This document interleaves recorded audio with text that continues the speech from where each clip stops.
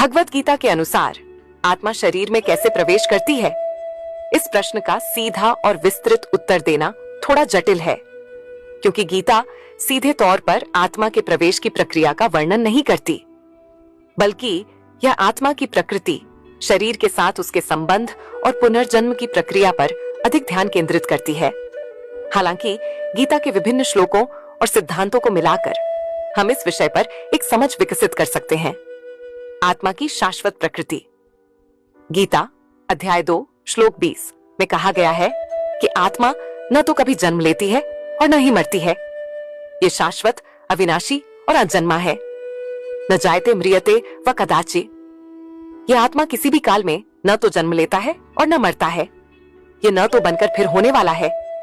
यह अजन्मा, नित्य, शाश्वत और पुरातन है। शरीर के मारे जाने पर भी यह नहीं मारा जाता।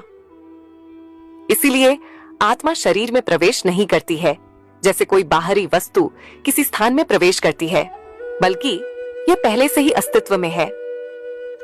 शरीर का अस्थायी आवरण। गीता अध्याय 2 श्लोक 22 में शरीर की तुलना पुराने वस्त्रों से की गई है, जिसे आत्मा त्याग देती है और नया शरीर धारण करती है। वासांसि जीर्णानि यथा विहाय। जैसे मनुष्य पुराने वस्त्रों को त्याग करके नए वस्त्र धारण करता है, ऐसे ही जीवात्मा पुराने शरीर का त्याग करके नए शरीर को प्राप्त होता है। यह श्लोक पुनर्जन्म की प्रक्रिया को स्पष्ट करता है, जहां आत्मा एक शरीर के नष्ट होने पर दूसरे शरीर में चली जाती है। कर्मों का प्रभाव। गीता कर्म के सिद्धांत पर जोर देती है।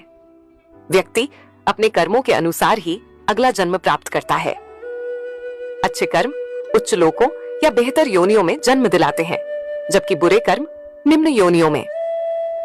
मृत्यु के समय व्यक्ति जिस भाव या चेतना में स्थित होता है, वह भी अगले जन्म को निर्धारित करने में महत्वपूर्ण भूमिका निभाता है। अध्याय 8 श्लोक 6। आत्मा का शरीर से तादात्म्य। भ्रम। अज्ञान के कारण आत्मा स्वयं को शरीर और मन से जोड़ लेती है। ये तादात्म्य ही जन्म और मृत्यु के चक्र का कारण बनता है। वास्तव में आत्मा शरीर से अलग है और निर्विकार है। सारांश। गीता के अनुसार आत्मा शरीर में प्रवेश नहीं करती, बल्कि यह शाश्वत रूप से विद्यमान रहती है। जब एक शरीर नष्ट हो जाता है, तो आत्मा अपने कर्मों और मृत्यु के समय की चेतना के अनुसार दूसरे शरीर को धारण करती है। यह प्रक्रिया वस्त्र बदलने के समान है। आत्मा का शरीर से तादात्म्य, अज्ञान ही इस पुनर्जन्म के चक्र का कारण बनता है। ज्ञान और आत्म साक्षात्कार के माध्यम से इस बंधन से मुक्त हुआ जा सकता है। इसलिए प्रवेश की बजाय धारण शब्द का उपयोग करना गीता के परिप्रेक्ष्य से अधिक सटीक होगा। आत्मा पहले से ही है। यह केवल समय समय पर नए भौतिक आवरण शरीर को धारण करती है।